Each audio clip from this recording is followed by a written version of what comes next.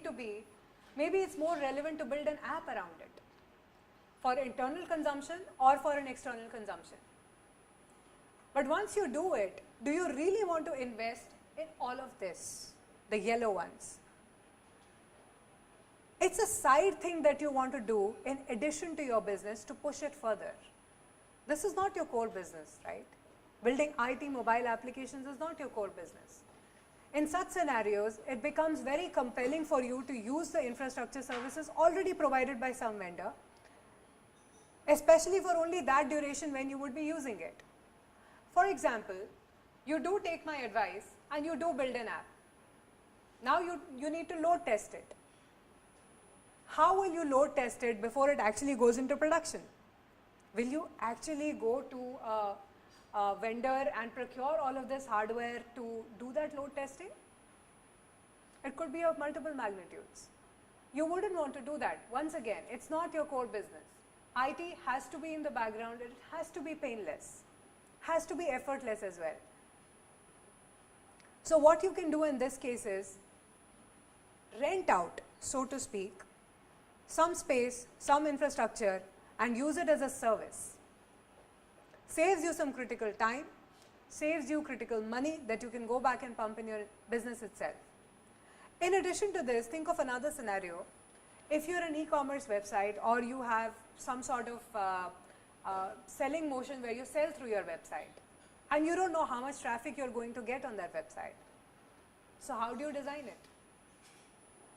How do you power it at the back end? Azure has the power to provide you infinite computing. Right? You can spawn off global websites with a given template in a very short duration of time.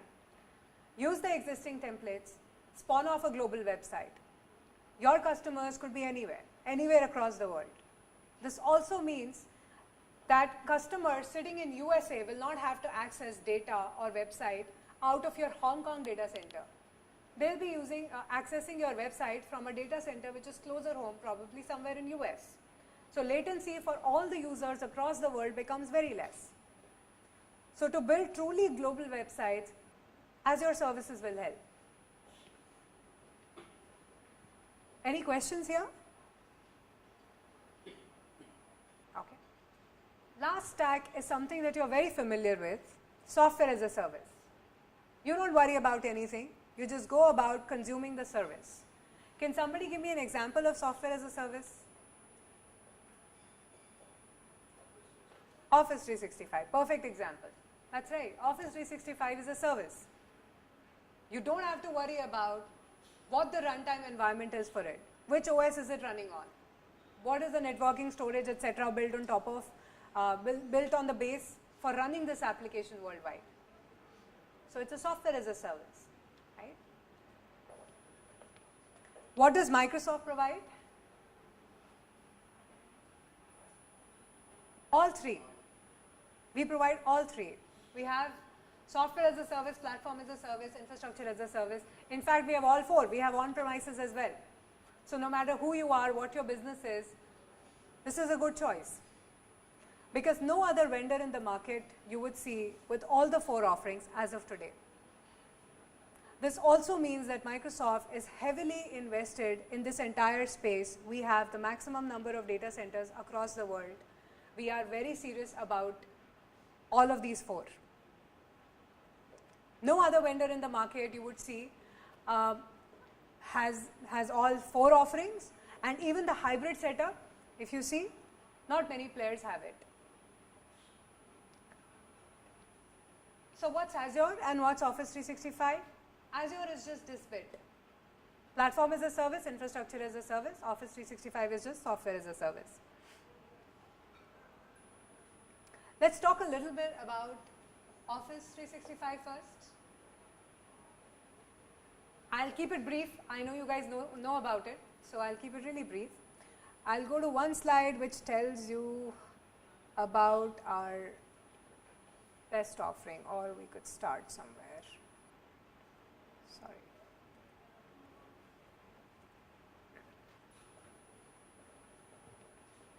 Okay, so Office 365, whenever people hear about it, people tend to think it's just Office, is just Office on the cloud. I don't know what that means. It's not that. Office 365 is 4 components altogether, or their versions of standalone versions separately on cloud. I'll start with what Office 365 on cloud really means. One of the SKUs that, if you're looking at Office in the cloud, what it gives you 3 ways of accessing Office. One, the very familiar way of using it on your desktop, like an exe that you run today. It's very similar to that. That's one way of accessing it. Right? Second way of accessing it is online. I go to a cyber cafe, I don't have a laptop, and I start accessing Office applications online from my account. I don't have to worry about the viruses that are present in the cyber cafe. I don't have to worry about the spamware, the malware. I can spawn off my applications right from my online version. Right. And this is suitable for a mobile worker in most of the companies because we don't want to give laptops to everybody in the company. Right. This is a good option for them. The third one being access to Office on your phones. So you actually get 3 versions of Office, not just one. And the good news is, same license is tagged to one user and that user can use it across 15 devices, but the same user. Right? So how does it work, like 15 devices? And why 15 devices? Typically, if you see today, everybody owns on an average 3 devices. I'll have a PC, a desktop, or I'll have a tablet, or I'll have another desktop at home, and I'll have a phone. Right. Office 365 allows you to access the same license subscription for your 5 PCs or Macs, 5 tablets, which could be your Android tablets, Windows, or iOS, and then 5 phones. That's more than enough for anybody. Right? We don't want to be more connected than that. So Office 365 comes with these features for you. Apart from this, you get a bundled offering as well. Suppose I want Office and email. Office and email is also available. How does email work? Email works in a similar way, in a very familiar interface that you have been using so far. It's the same exchange that you were using. It's just a cloud version of it. You don't have to worry about the server going down at any point. Okay. So that covers business class email, file sharing we haven't covered, anywhere access. Let's go to other 2 components of Office 365. One of the components is SharePoint, which is a document management system. Document management system are people using SharePoint here? Okay. Would people want to know about document management? Okay, I'll cover it just in case. What does SharePoint provide us? A couple of things. One, it provides us a good intranet. I can create project sites and give access to specific people for specific sites. I can create multiple folders and give access to only specific people to access those folders. I have 5 departments in my company. I have finance, I have marketing, I have sales, I have something else as well. I don't want sales guys to look at my finance data, and I don't want my marketing guys to look at my finance data. So I give access to particular folders or particular documents only to be seen or not to be seen or only to be modified. You have a very granular access that is provided with SharePoint. Apart from this, you also get some public facing websites. So if I'm starting a business today, what do I require? I require a website. I require some sort of document management system. I require collaboration tools, some sort of chat or HD, audio video conferencing. I want email. I want a domain, right? All of that is provided by Office 365. Any questions around SharePoint? Any specific questions around SharePoint? Because as a product, it's really vast. And I am told that you would like to hear more about Azure than Office 365. So if there are any very specific questions with SharePoint, I'll take them now. Okay, great. So this was the 3rd component. 4th component of Office 365 is Skype for Business. Okay. Skype for Business till now was known as Link. It's just a new name for it, and the idea is for you to understand that it's very familiar to what you were using earlier, which is Skype, but Skype is a consumer offering, Skype for Business is an enterprise offering. How are these two different? They are different in terms of the SLAs they provide and in terms of the functionalities they provide. Skype, for example, does not give you application sharing. Skype for Business does. You don't have to use desktop sharing anymore. You can go for an application sharing. I only want to share my PPT right now and nothing else. Apart from this, you can also do recording in Skype for Business. If you're conducting a training session, you don't have all the people right now in attendance, or you would like to replay it later for some other audience, you can always record the session and play it later. Okay. General IM facility is obviously available with all the audio video conferencing tools. Earlier we had a limit of 250 participants for each call. Now the limit has been increased to 1,000 people participating. We also have something called Skype broadcast coming up. It's something that's in the works, where you'll see more about it, hear more about it in the coming few months. And there you should be able to broadcast to an audience of around 10,000 people.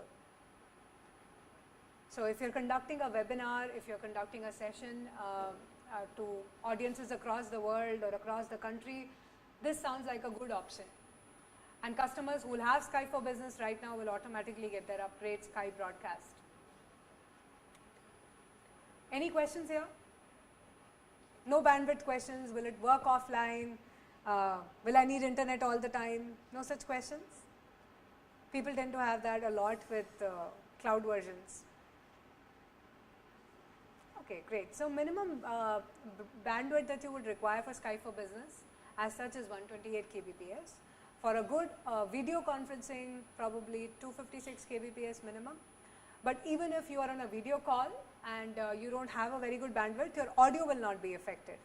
And I can use a Skype client on my phone as well. So if I'm on the move, I can always use that. Okay. These are 4 components of Office 365. We have email, we have Office, we have SharePoint, and then we have Skype for Business. What else do we get? Low upfront costs. It's a subscription model. You don't have to pay lump sum. It's a yearly subscription model. What that means is, in a period of around 5 years, you actually recover your cost of whatever you were investing earlier. Right? If you are going for an on-premise solution, whatever you would pay at the beginning of the 5 years, you're actually paying the same price in the cloud model, but staggered over a period of 5 years.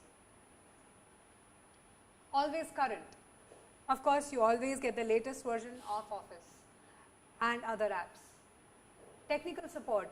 Office 365 comes with a 24/7 customer support. Support sits out of India and globally as well. That's your first point of escalation. Your second point of escalation remains the partner that you are tagged with, who is helping you out. The third point of escalation, of course, is your local Microsoft Spock, which would be us. Financially backed SLA, we have spoken about it. Simple IT management. Now, IT folks have a very important role to play here. I believe security is one aspect of cloud, but access is another part. You need to be sure who's getting access to what and how do I control it. How do I make sure, as an organization, I am very conscious about what I share with whom, what kind of facilities I want to provide to my users. So admin portal or administration center in Office 365 allows for that functionality for all the IT folks to manage it really easily. It's really seamless. You don't have to worry about the system going down. You can actually worry about who gets what kind of control. So the quality of work that the IT guys are doing actually also improves. This is one of the hero SKUs that we have, or the products that we have, which comes with all of these 4 components that I spoke about. It's called Business Premium, but the way you want to look at it is this. Every organization has all kinds of users. We are not a one-size-fits-all company. We don't say that the receptionist or a proprietor has the same kind of need. They will have different kind of users, different kinds of needs. So you should pay for exactly what you are using, which means we have a huge bouquet of offerings with us, and you can choose what to give to what kind of users at your organization. This is one of the products that we have, which gives you a combination of all the 4 things.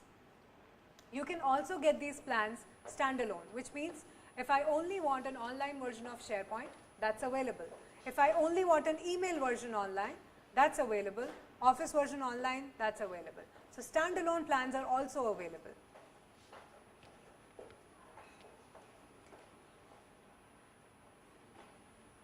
We'll just look at the snapshots.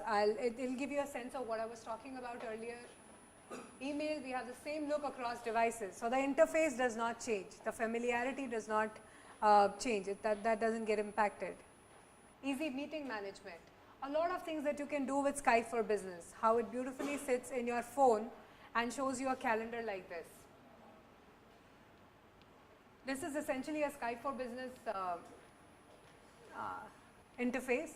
This is the UI, and this is the participant list. You can have a chat window, you can actually record from somewhere here, you can mute audiences, you can take over as a presenter.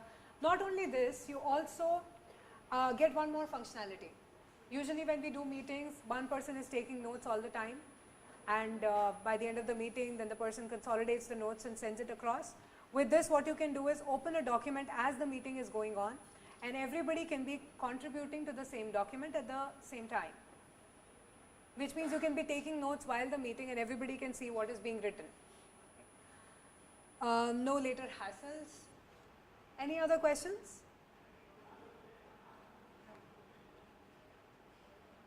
Okay, we can share docs.